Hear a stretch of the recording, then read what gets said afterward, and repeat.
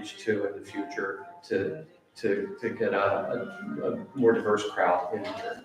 So if you can, on your way out, do that, I'd appreciate it. There's also a sign-up list if you want to be on my email list. And that's it. We've already gone through the bathroom situation, so we don't have So I'm going to just introduce Nate.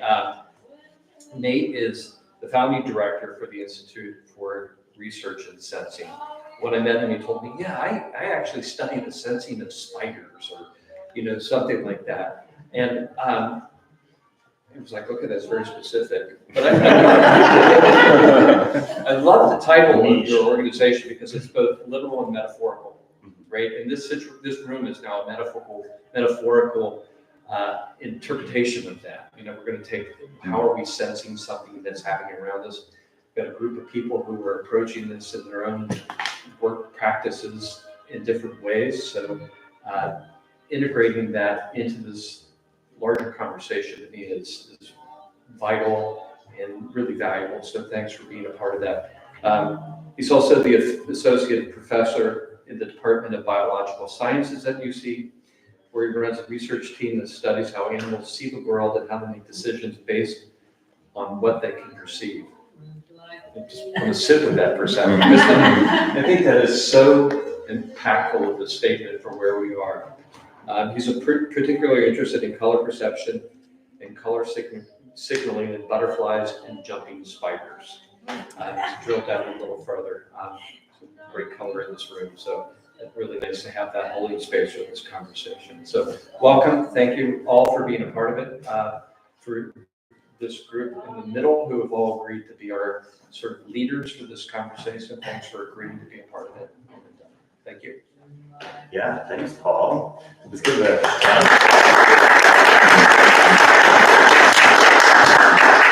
and make sure that if this is your first event for All Else Pales, there's a list of events that are happening over the next couple of weeks that are really worth your time to take a quick cell phone snap of or something, or follow Studio Kroner on Instagram, etc. I'm Nate Morehouse. Paul already kind of introduced me. What you're attending right now, some of you maybe have come to one of these before, but if this is your first one, this is a public discussion series that we've been running for the past 4 years through the Institute for Research in Sensing, which you'll also hear me call IRiS, that's our acronym. And we call this the Alloy series. This is our 19th one. They're pop-up events, they're always free, and they're discussions on something related to sensing, perception, or sensor technology development. What we're really trying to do with these is have people encounter each other on a topic.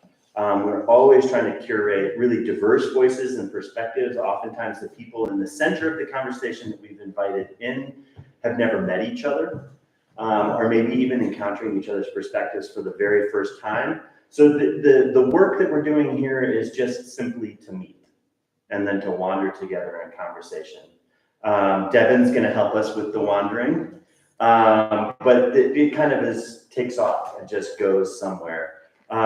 When these work well, the audience speaks as much of the time as the people we've invited. These are not panels. I've already told the people that we've invited, we think of these as anti-panels. They're meant to really be conversations. We oftentimes call the people we invite conversationalists, which is we need to find it better. It's too long of a word, but that's the point. We're here to converse with each other. So please, if you're here in the audience, feel free to raise your hand, chime in, toss anecdotes, share from the heart. Be concise in your thoughts as well, so that there's space for as many voices as want to chime in. But we're really excited to join Studio Kroner, All Else Pales 2, and Paul and Devan's work to really bring awareness around crucial and ever more pressing needs around our interaction with the environment in this age of the Anthropocene. So thanks again for joining us, and I'll hand it to Devan. Yes.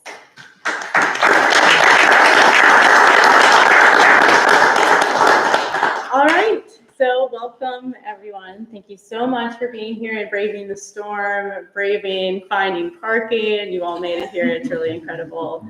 But Like Paul said, I was co-curator for this show. I also have work in the show. It's the work that's up here on the left side. But as part of co-curating this show, I worked alongside Paul in kind of just organizing all of these events because we wanted to create a lot of them. We wanted this exhibition to be more than just showing you what art is happening in our city and with regards of sustainability, but we wanted it to be like a community gathering space in order to hold conversations like this. And we wanted to create lots of events so people have tons of opportunity to be a part of this conversation. So super excited to be here with you guys today. So welcome to the 19th of the Alloy series, Making Sense of the Anthropocene. Tonight we're going to weave together ecological, spiritual, agricultural, political, and artistic perspectives to make sense of this moment. So I'm going to provide some framing for tonight because what is the Anthropocene? And its definition is it's a geological epoch characterizing the current period of Earth's history where human activities have become the dominant force shaping the planet's environment. The weird thing about the Anthropocene is we've been using this term since about the 1980s, but it's still unofficially recognized. We still don't really say this is a definite change in epoch. So some people do still believe that we're living in the Holocene, which started about 12,000 years ago, right after the last ice age, and it represented a time of climate stability. So there's tons of scientists out there that say there's enough evidence out there to prove that we're in a new era of time. And that evidence includes climate change, biodiversity loss, plastic pollution, and we are quite literally changing our soil and atmospheric composition. So that's what the Anthropocene is, and that alone is quite overwhelming, and it's a lot to take in. But beyond that, we are bombarded with global news at a rate at which we've never had to process before. We're a part of shifting climate and experiencing that all over the place. And we're a part of shifting governments, and we're a part of a very fastly shifting culture as well. So all of that can just be incredibly disorienting. So this conversation is really just about planting our feet on the ground and figuring out what's actually happening in our community right now. So truly, this conversation is super open, and it's all just about painting a clearer picture of the Anthropocene.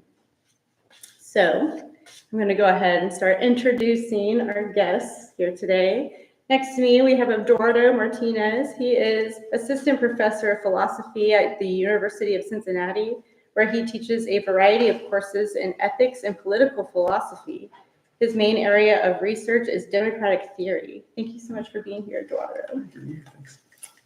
Next, I'm going to introduce you guys as a team because you are in fact a team. But we have Emily and Pete Richmond here from Rich Life Farms. Emily, with her degree in sociology, has previous experience working in affordable housing and nonprofit sectors. She has a passion for community development, human connections, and grassroots movements. Pete has always been fascinated with the natural world. He took this fascination to North Carolina and earned a Bachelor of Science degree in Natural Resource Conservation and Management. Thank you guys so much for being here. Excited to hear your agricultural perspective. And also, I know these guys personally, and they just recently gifted me some art materials to work with from their farm. Thanks for having us. Yes, thank you. Let's see. Next, we have Rebecca Navasotto.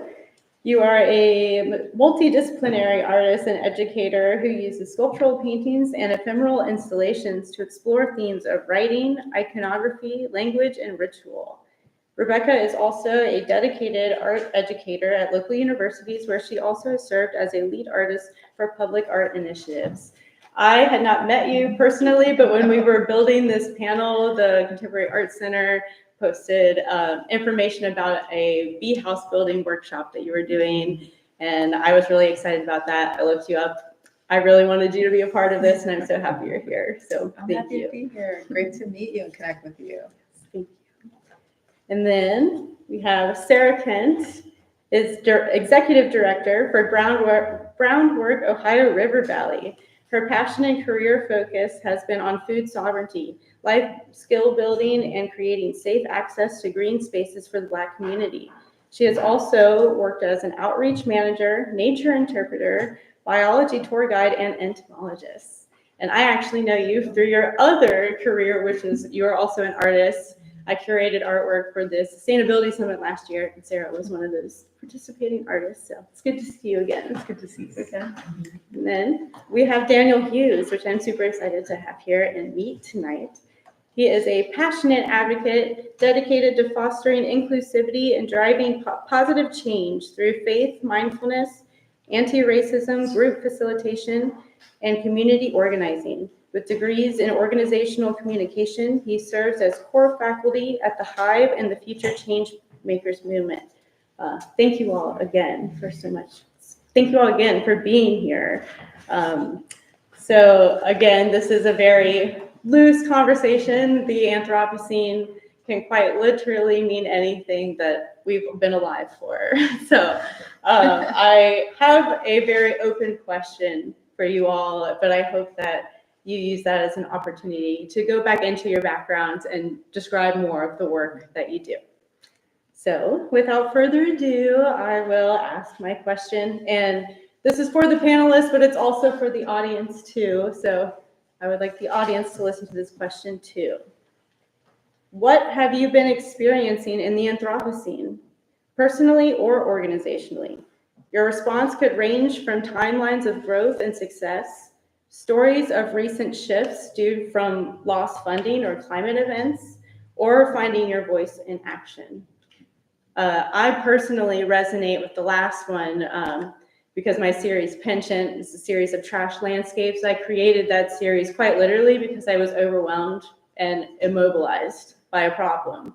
But through creating that series and reconnecting with my community, I've now been able to take real action steps and just kind of recenter myself. And now I can see the action around me, and it's very motivating. So that's exactly what I want this conversation to be.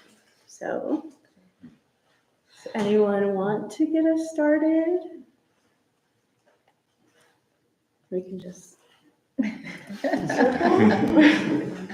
So personally, I feel like, there was a time, what a great time to be alive. We're like simultaneously, optimistic and terrified about the future, and also like saying goodbye to everything that we grew up with and, knew as our life. I think there was a time when I was definitely like anxious and concerned about human impact on Earth and in all ways that plays out.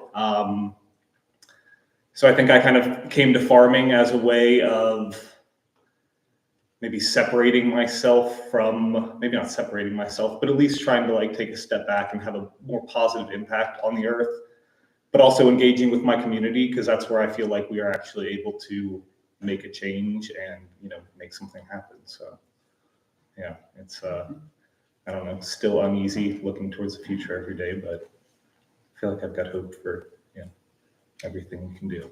I agree. I feel that we're in a time where we can choose our own channel to take in information. It's a sort of a post-truth world.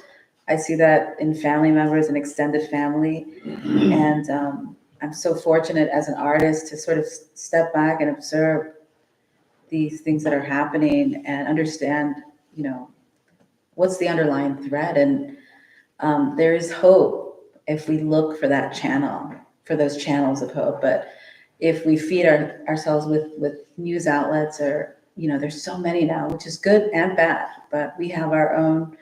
The exciting part about technology, I think, is that we can sort of choose to have discernment and be our own personal authority to choose what we want to take in. And so in this way, yes, I feel that for me personally, it's been exciting to, in this era, of the Anthropocene is that in my practice, I look towards archaic practices that were here before colonialism. Interestingly enough, it was science and the new science of medication and health and mental health that led me to that after decades and decades of, committing to the systems that are here. It was actually ancient practices that sort of saved me. And this was an awakening that I had in my own life in 2019. And so that's been my art practice, but it's been flourishing out of that, and I'm very excited to see how science and sort of mysticism are coming, the bridge between those two are coming closer and closer together. And I come from a family of farmers, back to this point of, the earth.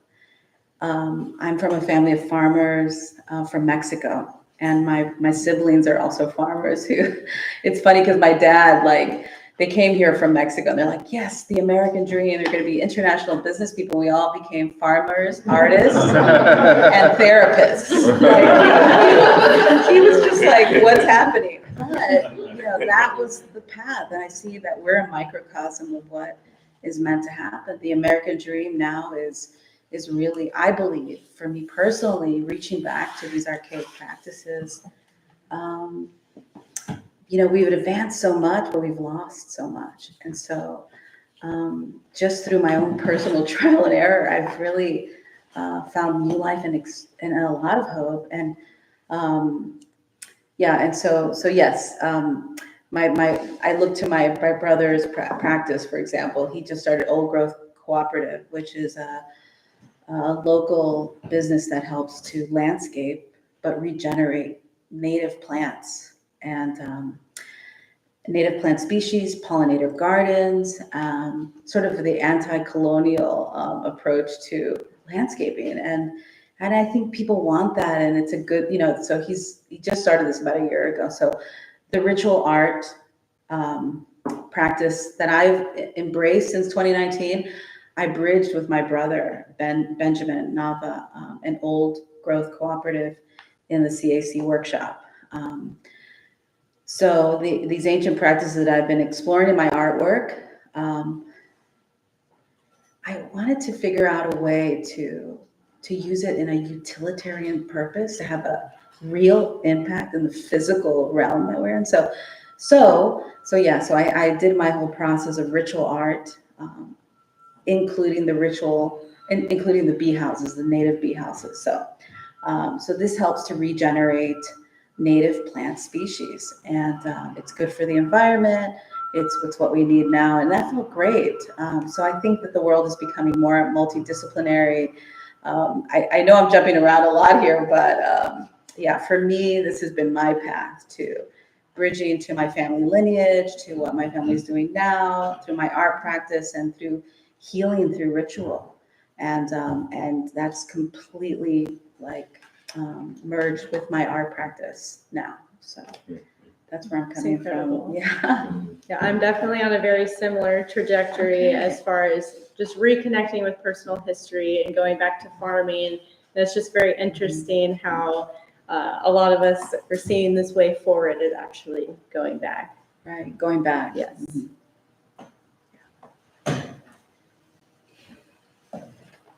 I relate to your message of hope. I feel like that's just been a constant for me, even though, sometimes things aren't going the way that you plan. I think it's important for adults to have hope.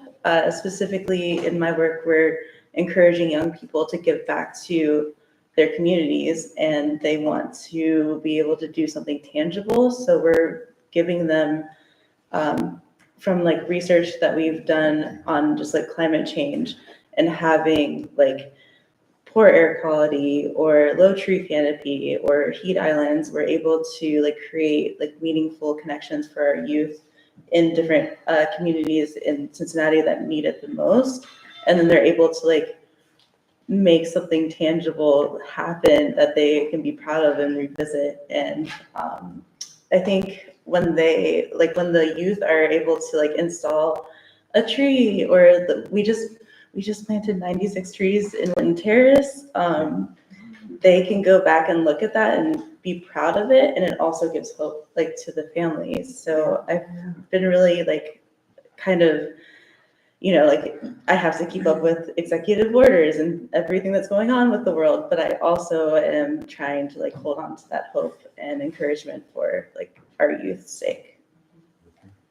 I also thought of you, think, Adrian, when I heard the question too. So I teach environmental ethics pretty much every year at UC for undergrads, and then I've been teaching a new course on climate change this semester, which is a little more, it's more of a seminar, it's more intensive, and we had this kind of public engagement component of it. And it was interesting to see the students, they were really surprised with what they learned about their peers. So I had one group that did these kind of short form interviews of other students about climate change for like TikTok and Instagram. And one of their takeaways is they were really surprised about how many of their peers actually like didn't know much about climate change. Like we spent all these weeks in the class and then we thought everyone knew this stuff and a lot of people didn't. And so I think that is a kind of, of course there's a kind of just level of experience you get as you go on, but it was a kind of, I think a more general lesson, which speaks to Paul's point when you started us off, that it's easy to think about climate change as like, just like a two-part population, people that deny and people that accept it. But within those is actually a lot of differences, right? Just how salient it is, how they're thinking about it, how they're experiencing the Anthropocene.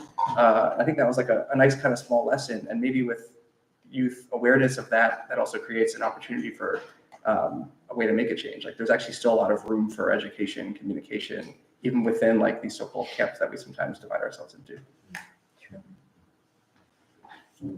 Yeah, I mean, I think it's hard to really have an understanding of it until you get into a very specific facet.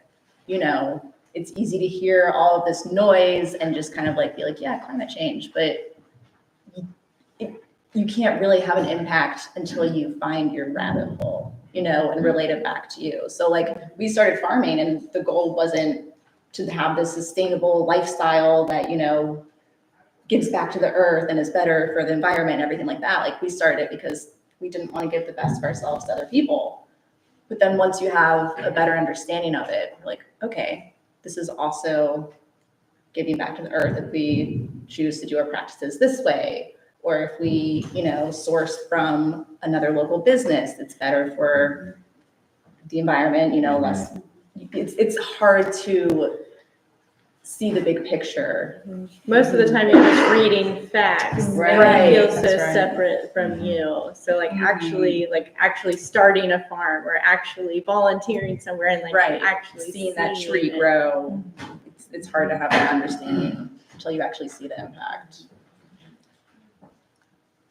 Yeah, I appreciate you bringing up the word noise, and you said rabbit trail, and you said the last question. I think for me, I've in the work and kind of in relationships I had, people were struggling to find their voice.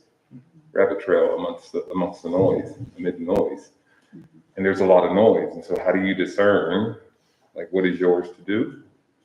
And that overwhelm leaves a lot of people kind of lost and really, I think you're talking spirit, but I think really relying more on like ego to protect, right? Like I got to protect what I have. I got to protect my safety and security versus leaning into kind of the unknown or the spirit, the mystical that you're saying, and developing that muscle. Yeah. It's like, what can I control, right? How do I isolate? How do I strive? Like that's ego to me. My ego does that. My ego's afraid, right?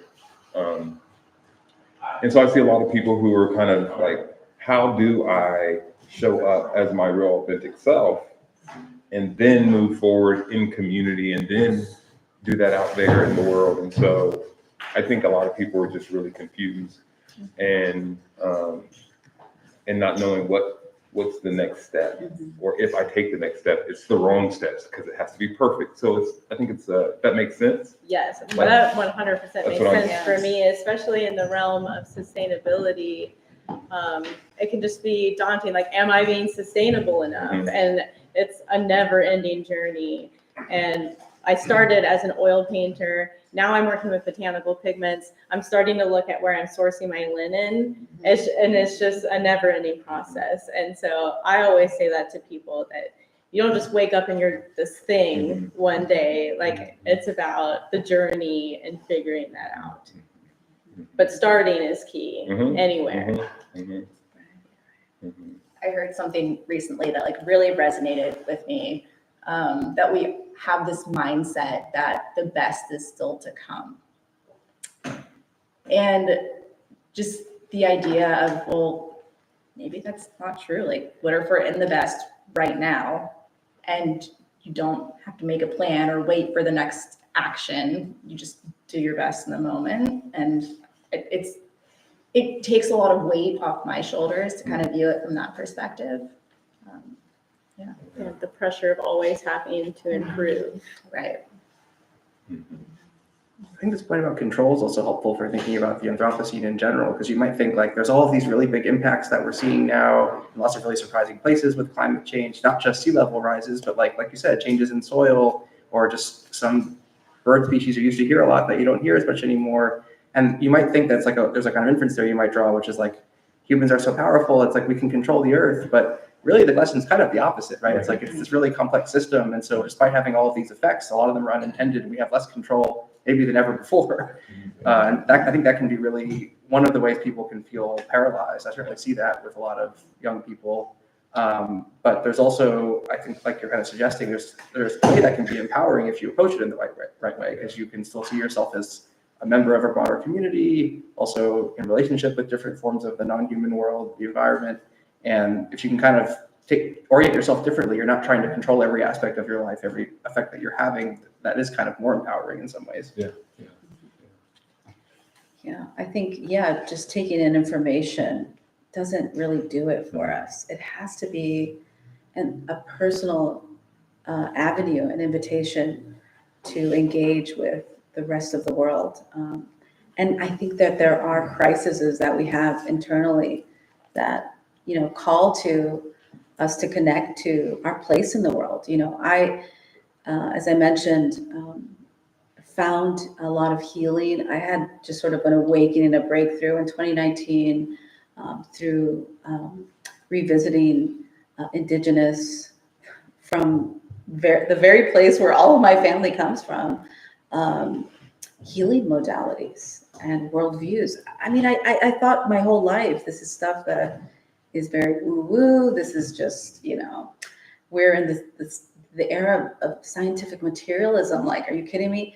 But I loved how science now was pointing into places in Mexico, for example, that were the origin of extraordinarily transformative healing medicine in the indigenous communities. And just that knowledge in and of itself totally transformed my worldview.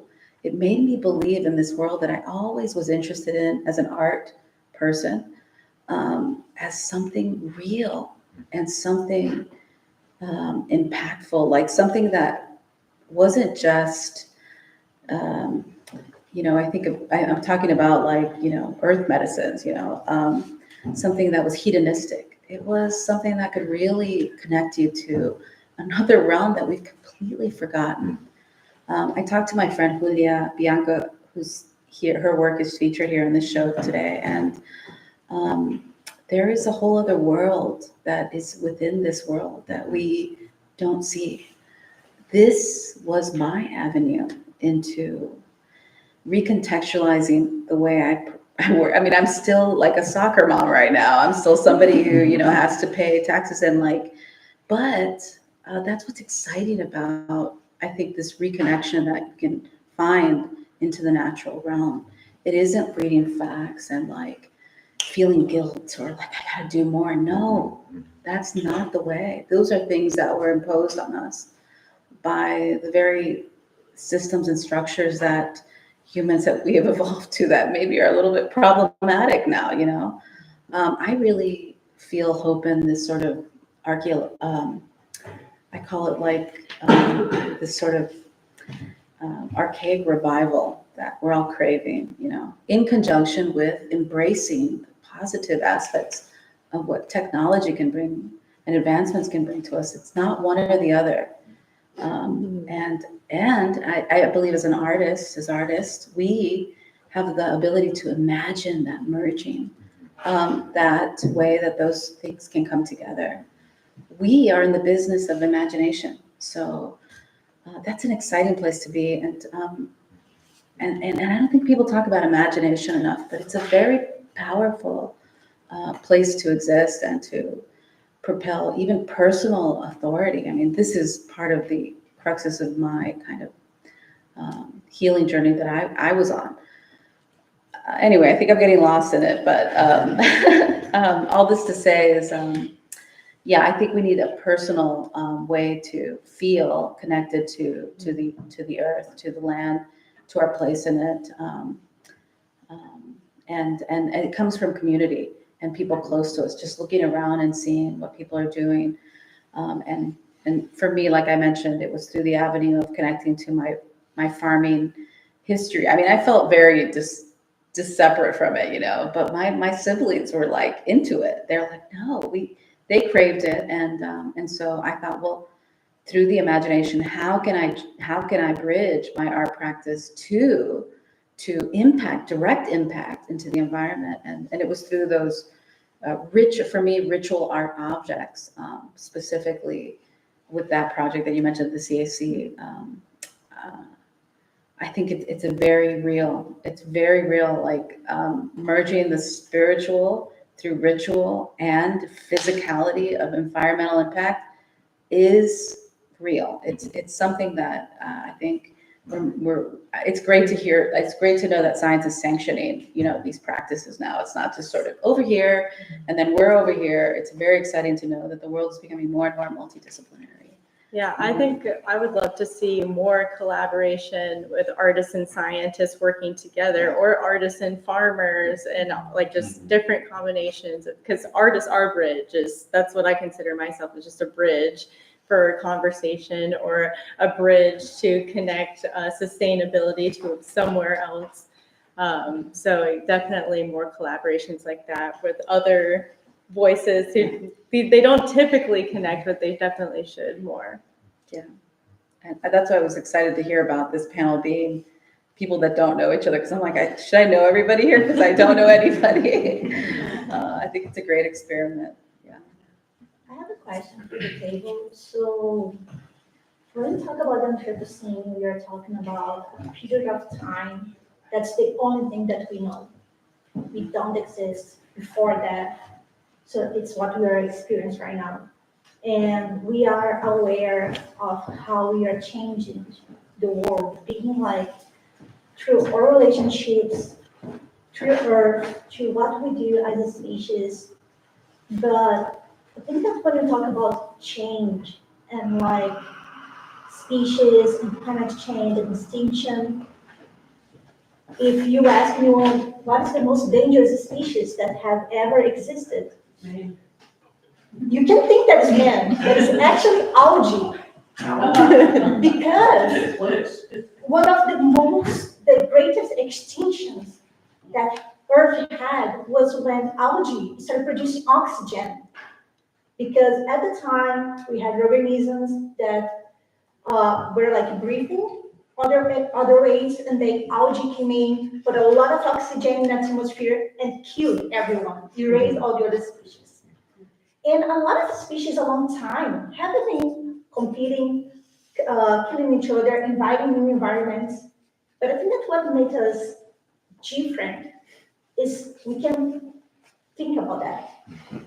We can think about that. Unlike the other species, the other animals, we created a sense of self that integrates with the world and at the same time integrates with each other.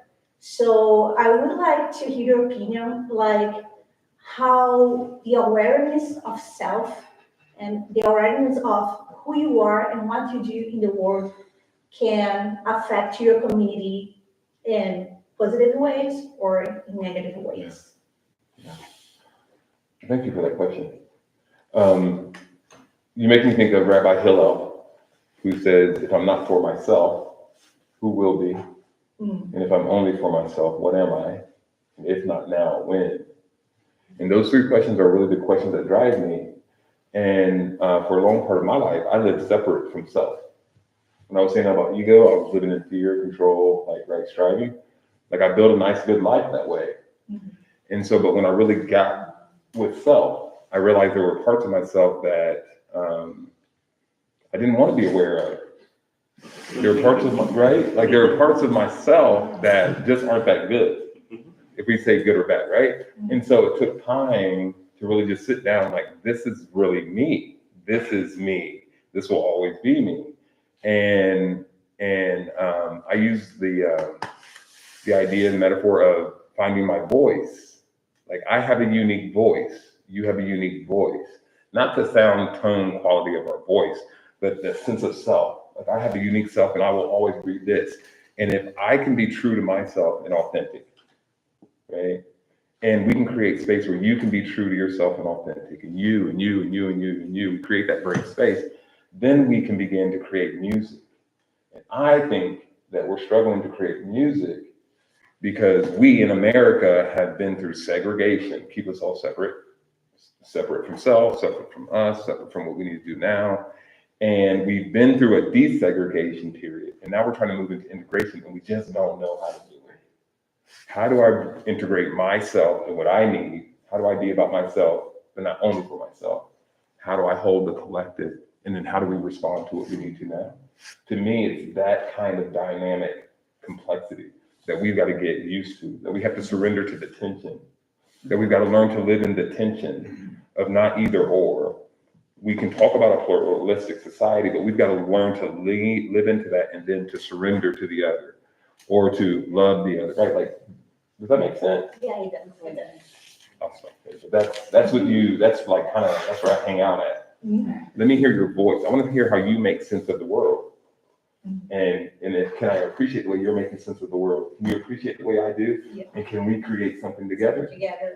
I think a lot of times right now, I'm hearing that people will shut down another point of view when some one thing doesn't align with your with what your beliefs are.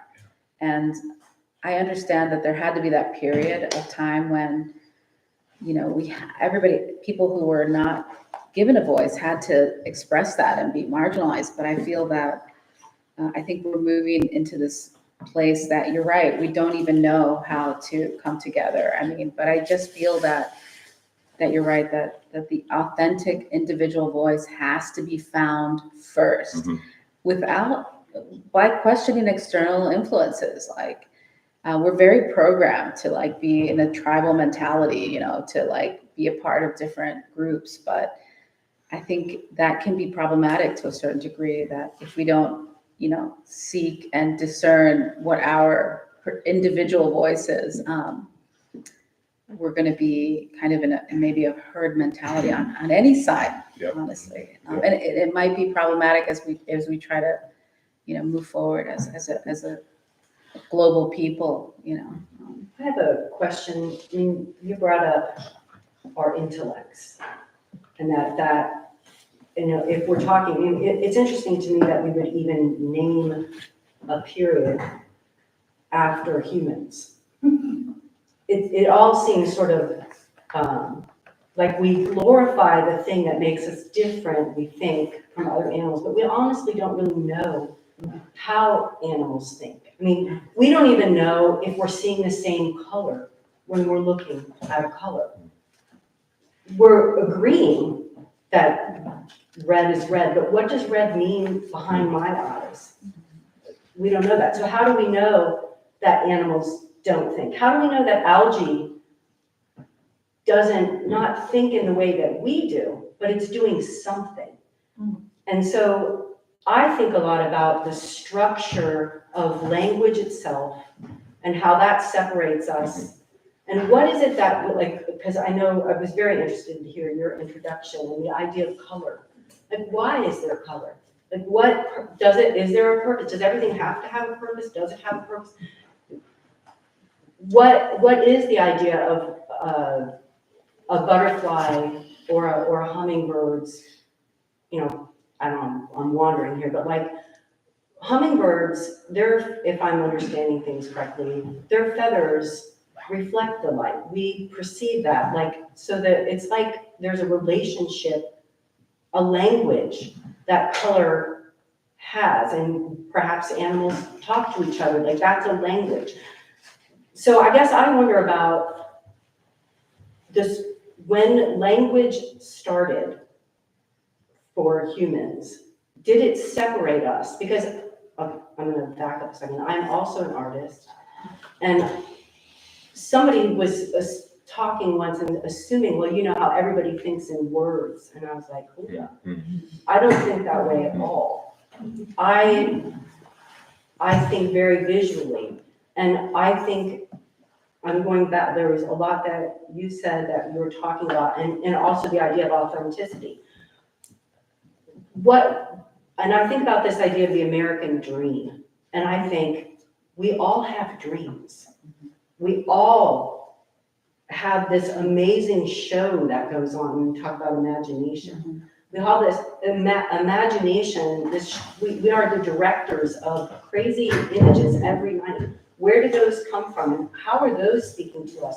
And is there important, like you said, there's so much that comes at us, and we can be programmed to think this is what we want. This is where, this is how we figure things out. There's knowledge in books, there's knowledge from language, these structures that are built for us that we enter into. But what are the structures that we create every night, and what are they trying to tell us? How do animals communicate and survive in a world like they don't, you walk in the woods and you think, nobody in the wood, no creature in the woods cares who the president is. How are they, how are they surviving? Exactly. Right, like they go on. So we get caught up in these stories. Right. We are part of a structure that was made long before we were ever born. And yet we walk into it and we act like, oh, this is the way the world is. This is the way the world is. So when you speak about where does, like going back to these ancient ways, who were the first people and how that came up with this idea of love or this idea of language? And if they receive that information, can't we go back to our own insights and talk about those things that we don't understand together? I think part of it too, relating back to the American dream, is the idea that like financial success is the ultimate indicator of success, because if you actually like follow your heart and do what you need to do, that might not, you might not be a lawyer, you might not be a doctor, but like you're doing what you want to do, and that has a lot more value to me than like the monetary value. But so much of that, I just think as a society, we're just so into that, and that's the only, it's like the That's one what I'm saying. track. So I mean, for me, a lot of climate change, a lot of talk, like none of that matters until we get to the underlying structure that we've built. And to say, that's just a game somebody created. And We don't have to part play of that that game. game is that artists, if you follow your heart, sorry, you're not going to be abundant. You're not going to have what you need. And we all buy into that idea. Yeah. What's exciting about social media now, one of the benefits of that decentralization of authority and gatekeeping is that we're seeing examples, and you can find examples of people following their heart and not having to go through these systems that have been laid out for us to find abundance. And so that's the very hopeful thing about technology that I see, in conjunction with that archaic perspective that we are inextricably linked to nature, and we've forgotten that. I forget it all the time, but I know it's there, Right. But we can get back to it. I think when you think about the idea of like talking to a tree, it's not gonna speak in our language. It's like to forget our language. What is the language? What are other languages? What are lost Interestingly enough, languages? Nate could talk to this. I did just see a video of like, this is how a bee experiences a human. And it was very visual and sensorial, and it can make you approach the entire world in a different way. Yes, Yeah. the presidency, the government, all of these things. Is that irresponsible to think that way? Is that irresponsible to choose to approach the life that way? But we can hold that paradox of the two now in this contemporary society. Yeah, I believe we can. I heard the word abundance go by. And I was so surprised and moved to find my people here, my foodie people who grow food and are directly involved with hands in the ground and understanding where our wealth truly comes from. And also, I recently had an experience of visiting in the Guatemalan cloud forest. And the primary thing that came back with me was how we are all connected with each other, not just people. The thing that took us there was the connections that are made with the migrating birds that directly come from this cloud forest to Ohio and return there. And so that has become so important to me. And I just have to say, I'm so moved because I never considered myself as part of the art world, if you know what I mean. And I have just been so engaged since I found this gallery and see all the connections with the creative people, in addition to the creative people that these young folks, I was at Finley Market yesterday. And I just find this so wonderful that people are here understanding and communicating through all these different ways and coming together. And it gives me hope because I have been involved in politics and particularly as it affects food and farming. It can be discouraging, but I'm seeing in all of the creative people that are in this room, and the people that are engaging young people and looking at how young people are being encouraged to connect with each other. Some very hopeful signs. I'm really happy to be here. That's great. In a sense, I have like a general question too. We talk about connection with nature, connection to each other. And usually when, like my sense is like when we talk about the connection to nature, that we have to return that we have to reconnect with nature. My question is, what is connecting? Because if we see us as part of nature, what we do would be nature. So where we set the line, like here is human-made and we are going to consider everything that is human-made not nature, and from here forward is nature. And in which point to say, I'm connected to this person, and at which point to say, I'm not connected to this person. So we have all those features in life, ways to connect that they don't seem to me as I am connected, I'm not connected. It's more like a gradient that's going to speak to each other in a different way.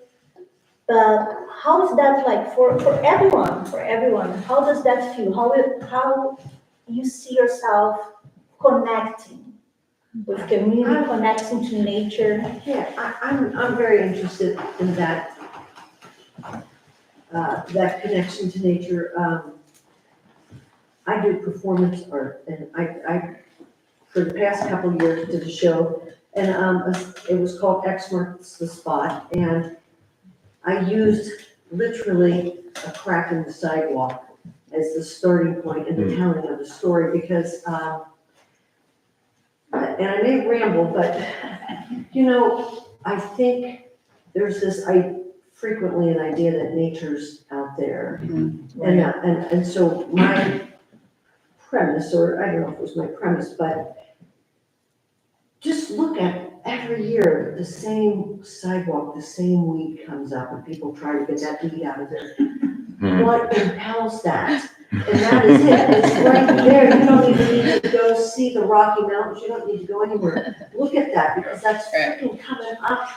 But then when you stop and think about it, you go, but the sidewalk is made of nature, and then you start looking at everything, and there's nothing here, no matter what artificial fabrics we may be wearing, that didn't come from here somehow. And so that connection is not, I feel like nature is highly commodified. I spent my summer working in Yellowstone, and I was amazed at how much money and time people spent in the gift shop where I worked.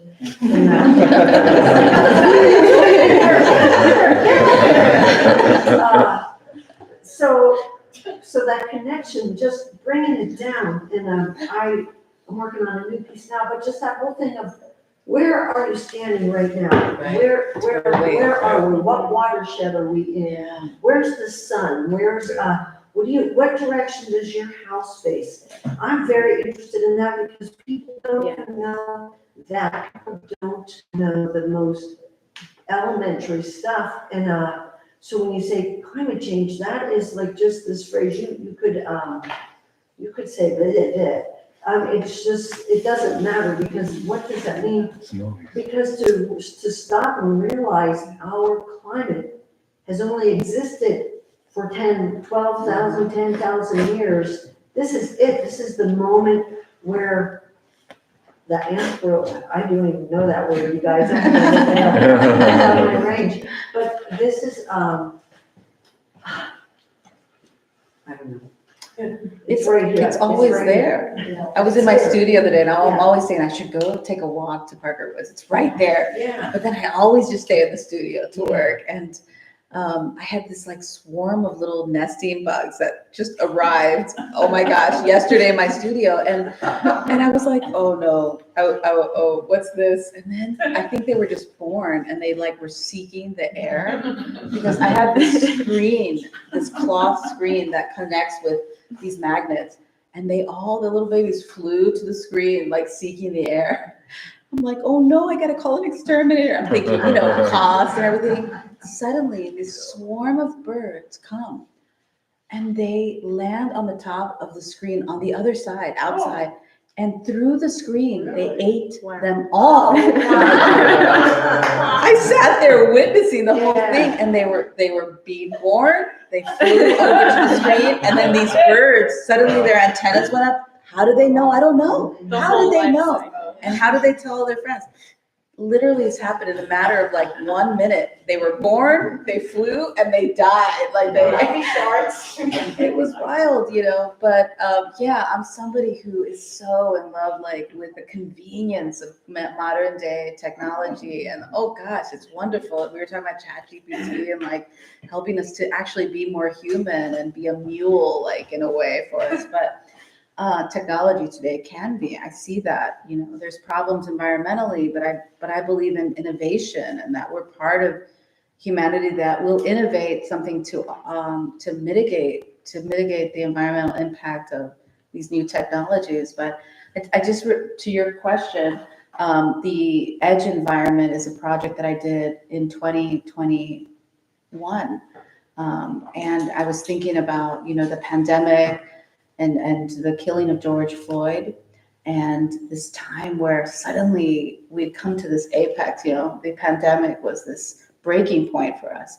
And I was looking to nature through books, and I read this this book about edge environments. So when two environments that are completely different from each other overlap, they don't belong together. You know, you can imagine like a deciduous forest and like a desert.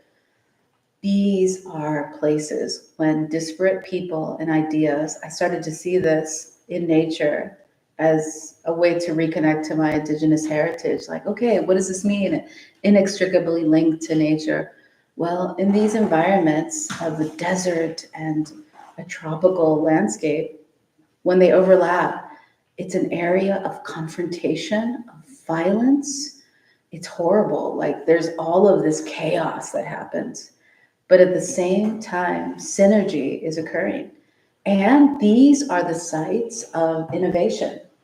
In these chaotic places and I see that where we are now, it's also a place where new species are born in these places in the natural world.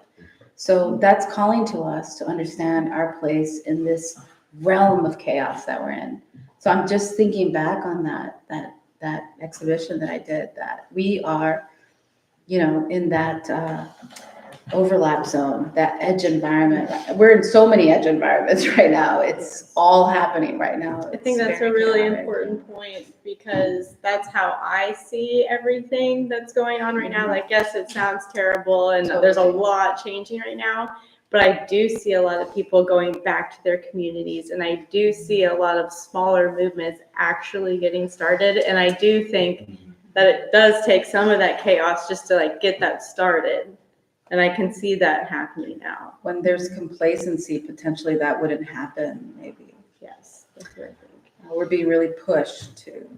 Well, I guess I wonder, to the question of connection, we can think we're not connected, but that's impossible. You know, there is no such, like you are, even saying I'm not connected to you is that confrontation space where something is happening. There's a tension there, there's an energy there. There is a blending. It may be not connected in the way of that we like to think about it, but it is a connection.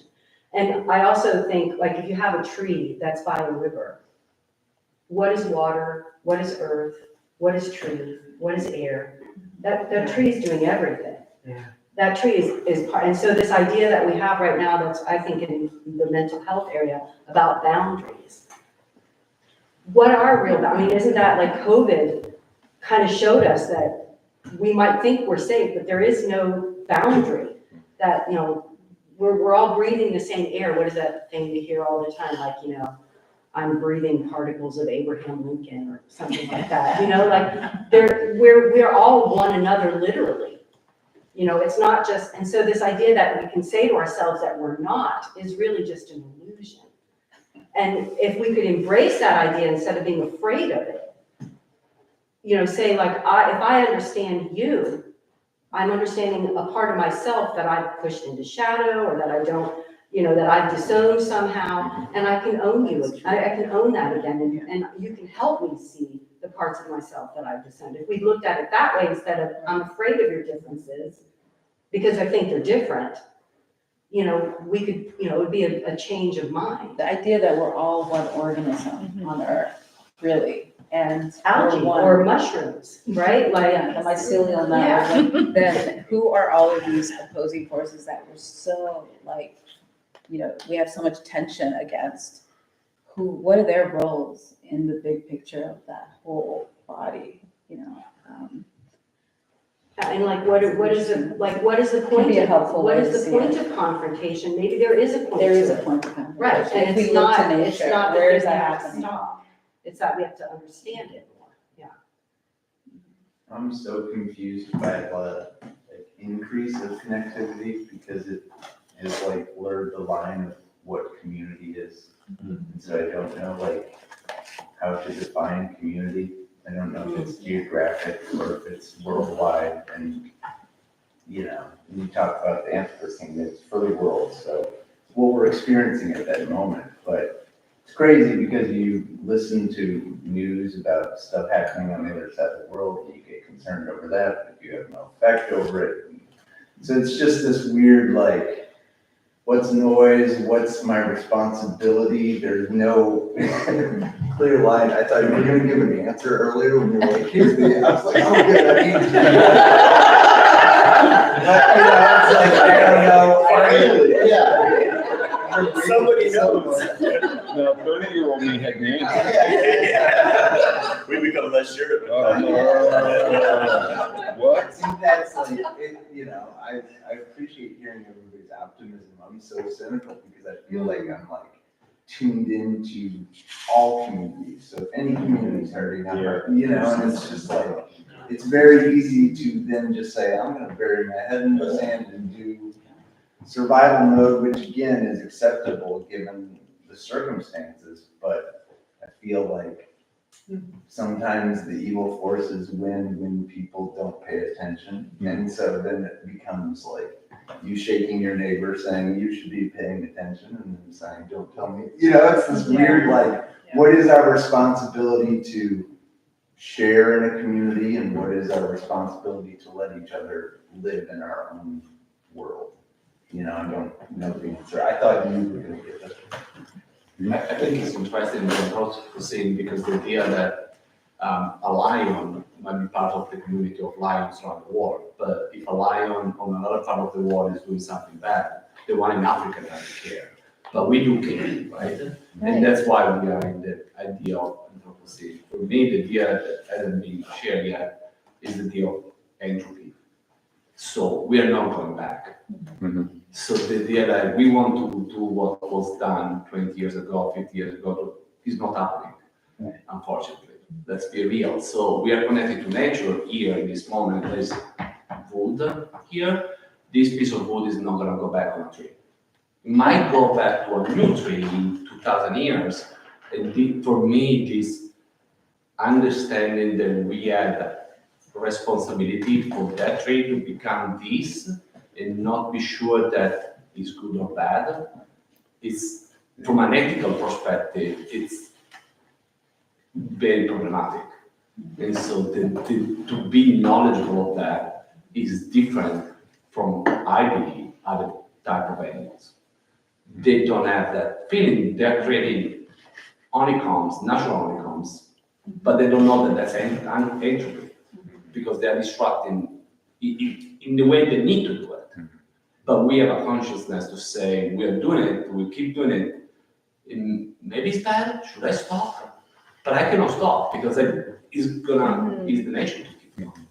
So it's that dichotomy and struggle that define the era in which we are, in my opinion. Especially the population growth that we have today. For example. Because I'm a part of a CSA farm share, and our farmer always talks about, she would love to open up her CSA to more people, but simply doesn't have the space. She doesn't have the capabilities of supplying any more food. And CSAs, at least in Northern Kentucky, are all filling up because organic, good farming, it's not possible to feed the entire population that way. It just simply isn't. So it is an interesting thing to have to try and navigate the new population. Yeah, back to the connection kind of topic and community. For me, I think it's all about the shared experiences that we have. So like my community might not be where I live, but it's with the people who are going through the same experiences that I am, and that we can kind of bind together and have that. And connection also comes from that for me too. I have a connection to the birds in our yard because I sit out there every day and I feed them and we have this moment, this experience together. Beyond that, it's hard to feel a connection without that experience. I don't feel community when I go to downtown New Richmond where I live because I haven't experienced anything with them, I think a sense of community also takes the pattern and repetition, and you go back a few times and really, because that's an established connection, and then you really feel comfortable in your community. So it is something that you have to repeat and find that comfort in. Daniel, I think you did provide a little bit of an answer, though. which I think goes to the challenge that you mentioned, and also your definition of the Anthropocene, which is the challenge of the ego. So I think there's a tension here, right? The ego allows us to not only be aware, unlike the lion, of the bad behavior of other humans elsewhere, or the good behavior, etc. But there's this attempt to control, and community and connection oftentimes form most deeply and authentically, A, embodied, and B, ego decentered, right? Think about the deepest connections you've had with other human beings. Oftentimes, the ego is not the center of the show. And our online environments, as much as they might benefit reach, etc., center the ego. Always, they center the ego. They always put us up in our heads. And I think a lot of us are talking to the value of putting ourselves back in our bodies in community to do the real work of, I like to think about remembering ancient ways, or even just remembering ourselves as being a remembering. I think we have become dismembered as humans by our egos, by the control points that our egos offer us. And I like to think about remembering as a putting back together, of taking the members and placing them back in better alignment with each other. But that's visceral, that's embodied, that's work that one has to do I think it's a lot on of wood floors, in work. galleries, with real people, that is very difficult to replicate. We like to think we can replicate that in online environments, but now we're back up in our heads again. And so I just think it's essential. Absolutely, you gotta contend with the setup of the Asian food festival. You're sharing every single one of us wants to share. Push back against something, because there seems to be a tension in this conversation. I'm trying to process it all, right? Because on the one hand, there's all this talk of connection and getting back to nature, and feels good, right? It sounds wonderful. Oh, wow, we're connecting with our indigenous roots. But here's the thing, right? And this touches back on your first question and comment, right? There's a different way of understanding the Anthropocene, right? Which is not merely as a geological epoch, but as this most current extinction period, right? As this devastating thing that animals, and we are animals, right? Animals like us are engaged in. And part of what that means is, right, community might be great in a certain respect for animals like us, but what does it mean for the broader kind of geological landscape, the broader sort of domain of living things? And I think in that sense, I think we are devastating existences. There's part of me that says, okay, yes, let's not lose sight of our responsibilities to one another, because I think that's important.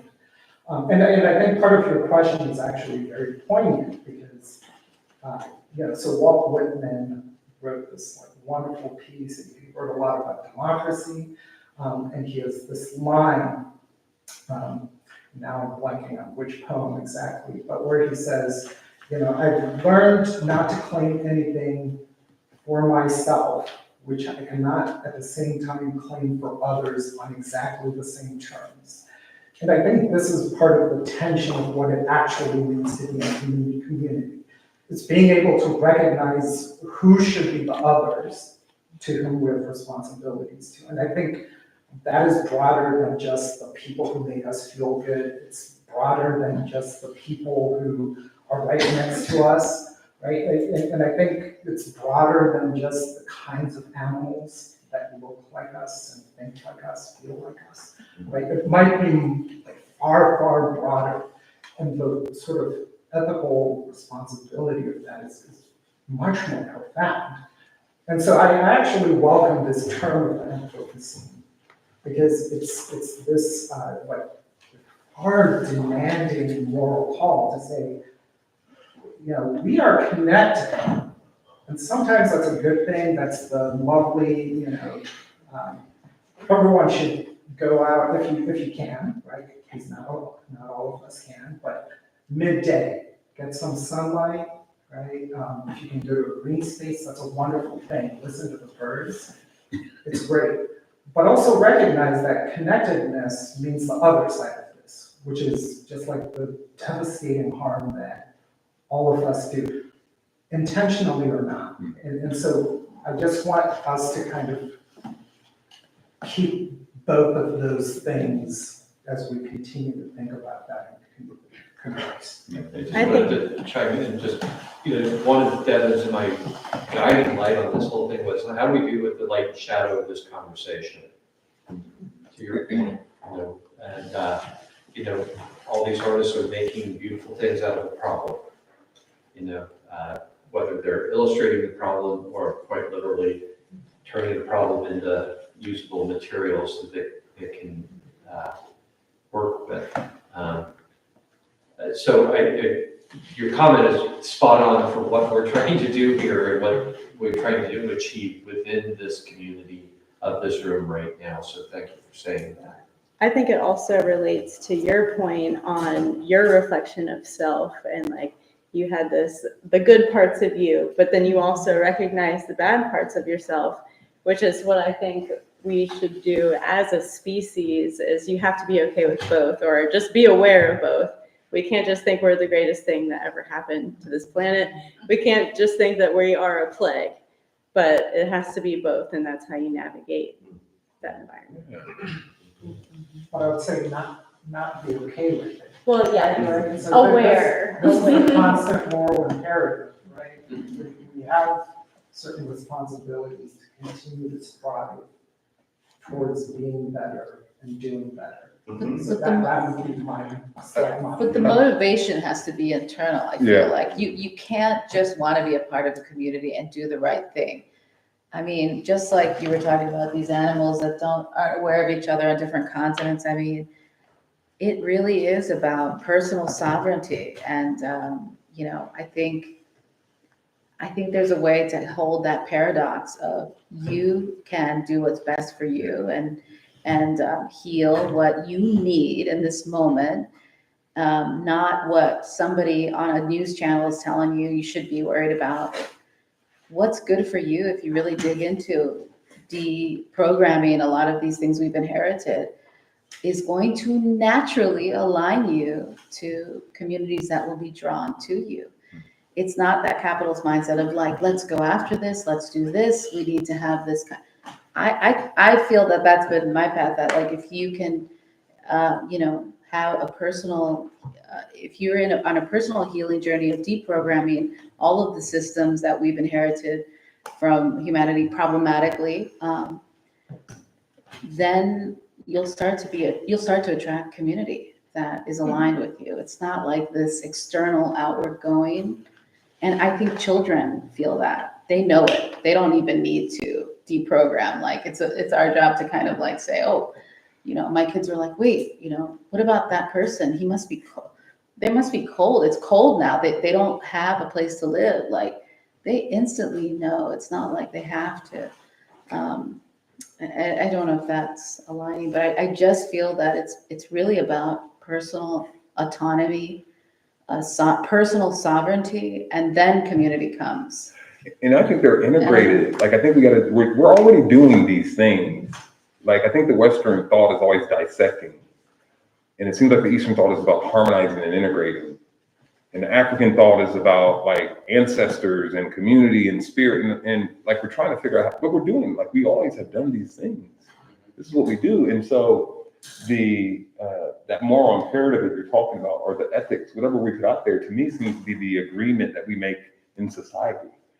That if we can't trust one another enough to make an agreement, then it doesn't matter, like, my personal thing is I'm out. Like, I don't agree, like, right? Does that make sense? Like, I'm not going to engage because I don't want to relinquish control. I don't want to surrender anything to you in order to build trust, in order to, you know, create a new moral or follow an ethic. And so I think the challenge is that it is me, like, I got to work this thing out every day. Right.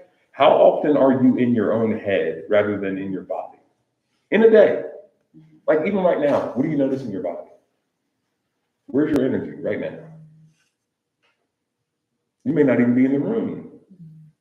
Right? We go away, come back. Like, this is just us. Like, this isn't anything wrong with us. To me, it's just what we do. And so to be aware, like, right now, I'm checking out, and know that I'm checking out. Right? And then if the question comes my way, just be honest. I checked out. Like, I'm sorry. Forgive me, people.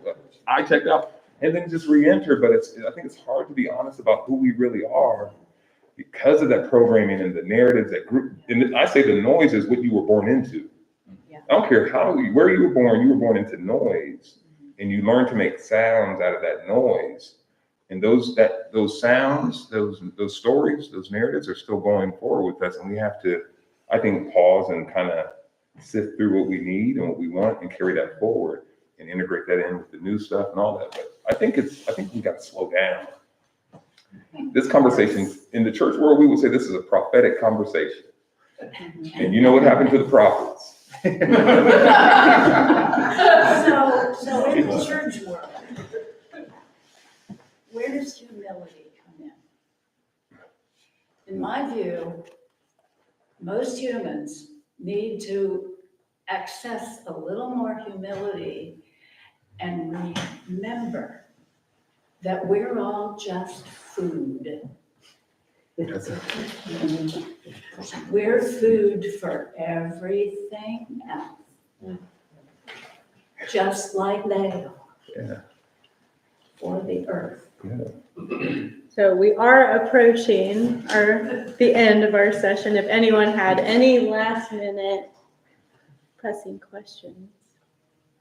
Well, I would like to thank Paul because this is the kind of thing when I think of myself and community, I've always been comfortable in my skin. I've never been the person that when somebody has an opposite opinion, I say, look, but I was raised in a house with parents, different political, different religious beliefs, and we were raised to respect differences and just be kind, just be nice to people. Mm-hmm. And I can't control the poverty in Sudan, but if I can do something in my community, and I have great hope for the future. I mean, yesterday I was cutting the grass. We have the cutest little kids on the street.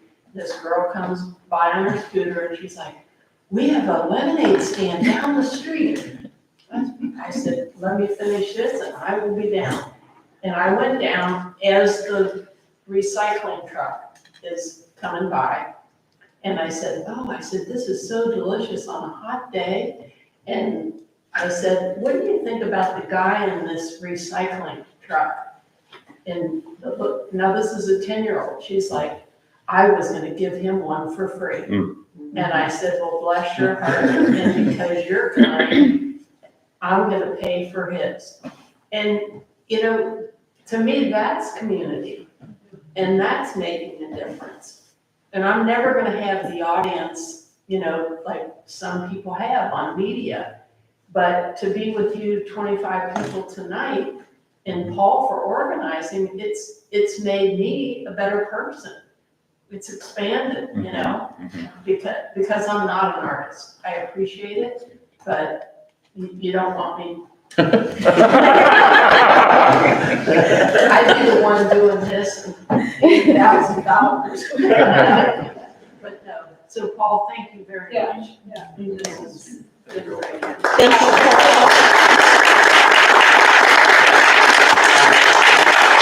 I want to thank you all because this conversation, this space that we've held here together today, this is what this show is about. This is it. Yeah. This is exactly what I was hoping to have happen in the course of this 5-week run of this show, is this event tonight.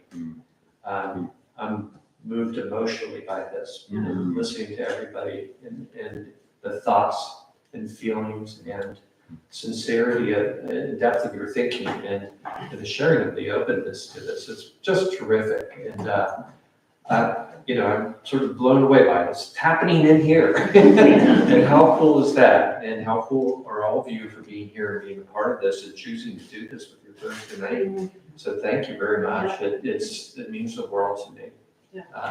And so thank you. Yeah, thank you, everybody.